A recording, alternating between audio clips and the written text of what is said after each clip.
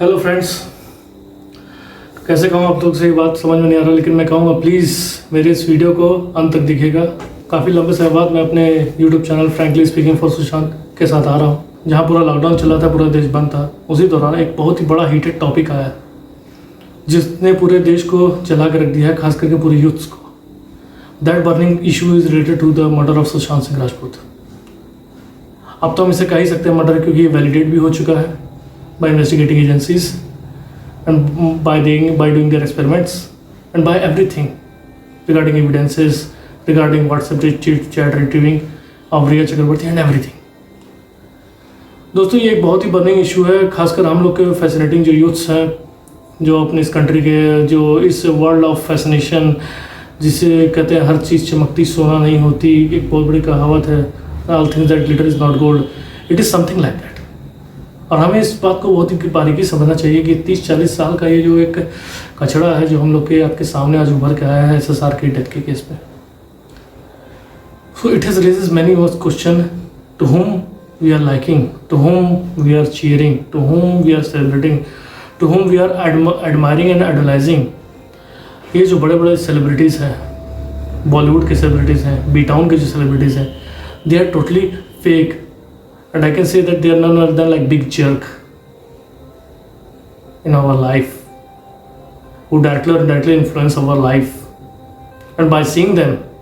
हम फैसिनेट हो जाते हैं, हम भाव विभोर हो जाते हैं, हम एक अलग भावना की, एक अलग कल्पना की दुनिया में चले जाते हैं कि हाँ हम भी जाएंगे, हम भी बनेंगे, हम भी एक्टर बनेंगे, हम भी जो है डायरेक्टर बनेंगे, कुछ भी करेंगे, हम भी बॉलीवुड में जाके अपना कहीं ना कहीं नाम या मुकाम पाएंगे। ऐसा सोचते हुए हम इंडिया के तमाम युवा, हम सारे हिंदी बेल्ट के जितने भी तमाम युवा हैं, चाहे छोटे शहर के चाहे बड़े शहर के हों, everybody tries to make their name and fame and try to make their exact position of brand value by struggling and by getting that position. उसके लिए उसको बहुत बेहतर स्ट्रगल करने के लिए भी तैयार है। इस तरह से कन्विंस होकर, अपने आप को कन्विंस करके, अपने मन को कन्विंस करके हम चाहते हैं। लेकिन होता क्या है, एक ऐसी स्याह दुनिया में हम प्रवेश रखते हैं जिसमें हमको पता ही नहीं कि हमारे खिलाफ कितनी प्लानिंग और प्लॉटिंग हो सकती है, और हमारे एक इनोसेंट वन को किस तरह से कुरेद के और हमारे जिस्म को किस तरह से नोच के हमें एक गंदे नाले में फेंक दिया जाता है, जैसे कि हम कुछ है ही नहीं, केवल एक कचरा है। कुछ वैसा ही है जो आज इस केस के साथ उभर के आया है। हम लोग के बीच में एक बर्निंग इशू हो गया है जो पूरे ट्विटर और सोशल मीडिया पर ट्रेंड कर रहा है। The fight is about the fight is against nepotism versus talent. The fight is against gangism versus performance or merit. The fight is between insiders and outsiders. The fight is between the man who has got godfather and the man with godfather.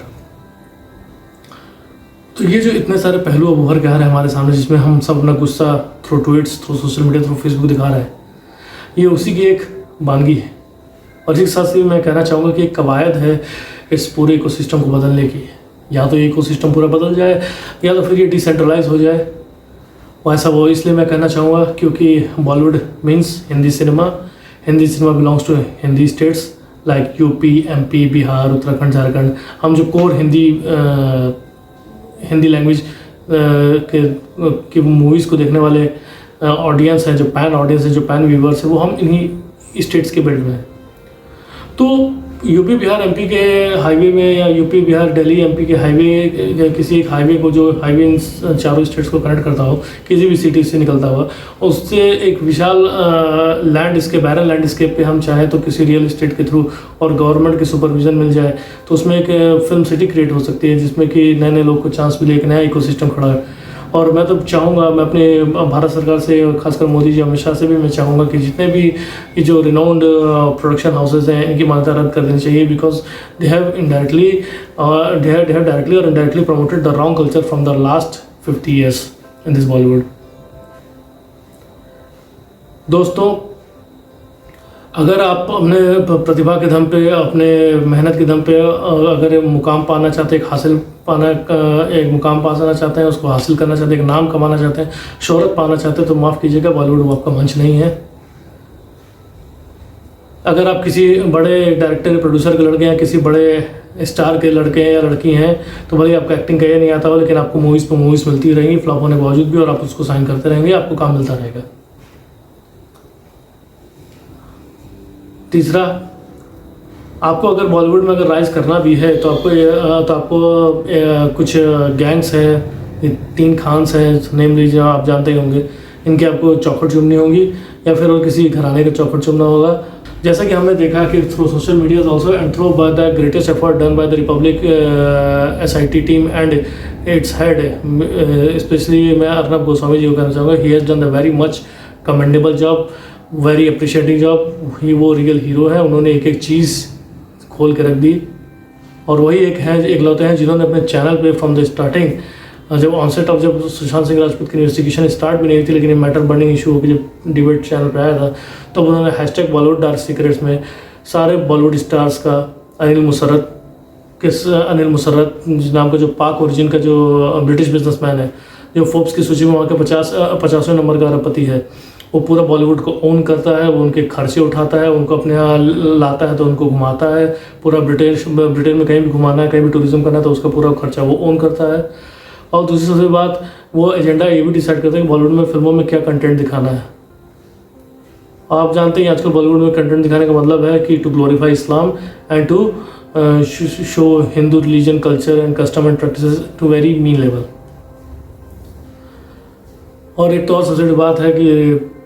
जो है UP Bihar के लोग, जो कि पढ़े लिखे जो talented लोग हैं, जो पूरे वर्ल्ड में कहीं ना कहीं अपना नाम कमा रहे हैं, चाहे नासा हो चाहे कहीं भी, हाँ, जब वो बॉलीवुड में जाते हैं तो उन्हें सेकंड क्लास सिटीजन या 2म दर्जे के नागरिकों की तरह ट्रीट किया जाता है, और उन्हें तो वो, हाँ, बुरा तो नहीं कहूँगा, वो हमें पेडिग्री खाने वालों से कम नहीं समझते। और आप समझ सकते हैं मैं क्या कह रहा हूँ। मैं कोई हैफ्टी वर्ड्स नहीं इस्तेमाल करना चाहता, मैं कोई स्लैंग लैंग्वेज नहीं इस्तेमाल करना चाहता, नहीं तो उससे बातों का वजन हल्का हो जाएगा, लेकिन एक दिल में बहुत बड़ी पीड़ा है एक ऐसे टैलेंटेड शख्स के मर जाने के बाद, जो कि ना ही केवल इंजीनियरिंग का मेरिटोरियस स्टूडेंट था, बल्कि जो है ही वाज, चूँकि उसके पैशन थी, उसके अंदर एक किक मिली कि उसको कि हाँ मुझे यहाँ पर जाकर नाम कमाना चाहिए। तो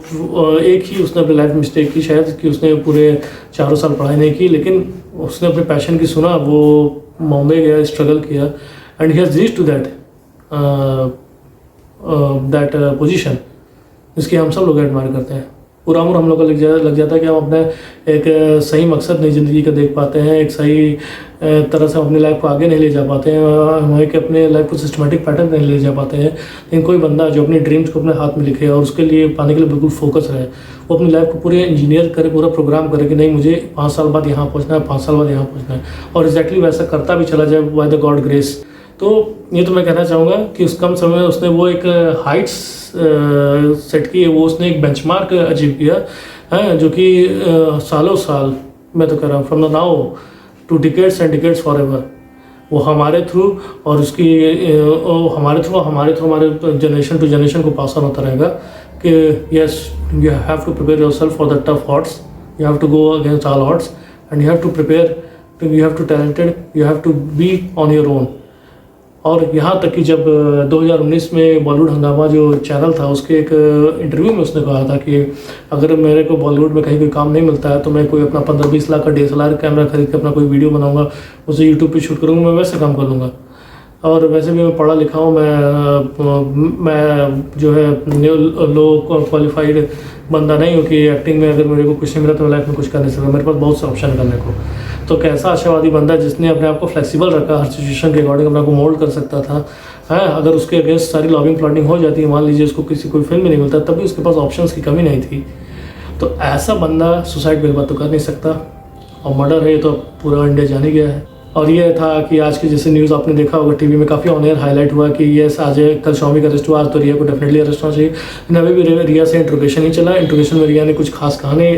रिया इंट्रोगेशन में अभी भी कबूल नहीं कर रही कि हाँ उसने सुशांत को ड्रग्स नहीं लिया। और दूसरा, उसने का इंट्रोगेशन कल भी चलेगा, यानी उसको अभी गिरफ्तार NCB नहीं कर रही है। कितना फ्लेक्सिबल, कितना वीक और कितना कंपल्शन से बढ़ा हुआ हमारा ये जुडिशरी सिस्टम है दोस्तों। इसीलिए अपराधियों की हिम्मतें बढ़ी हैं और अपराधियों ने जगह से जगह अपराध करने में भी यहाँ बिल्कुल संकोच नहीं किया। अगर हमारा सही बात कर रहा हूँ दोस्तों, दिल से एक अंदर से कोफ्त छूट रही है कि अगर ये हमारा इंडिया ना होता, ये कोई यूरोपियन कंट्री होता या अमेरिकन कंट्री होता, तो वहाँ पे फॉरेंसिक साइंस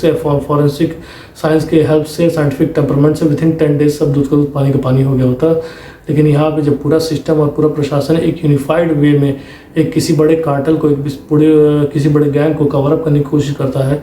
वो बिग नेम्स को बॉलीवुड को बचाने की कोशिश करता है, साथ में एक जो पॉलिटिकल कार्टल है जो उससे कनेक्टेड है उसको भी बचाने की कोशिश करते हैं, तो हम समझ सकते हैं कि हमारी जांच कितनी कॉम्प्रोमाइज़ हो जाती है। तो जस्टिस अगर एक आम आदमी को मिलना हो तो नामुमकिन है। बॉम्बे में जिस तरह से बड़े बड़े बिजनेसमैन हैं उनके मुकाबले देखा जाए तो Sushant was not such a big rich guy. But अगर हम यूपी बिहार के अपने जो फाइनेंशियल स्टेटस से स्टैंडर्ड की बात में देखें, तब भी वो एक स्ट्रॉन्ग इन्फ्लुएंशियल फैमिली को बिलोंग करता था। And it is the zeal and it is the stubborn attitude of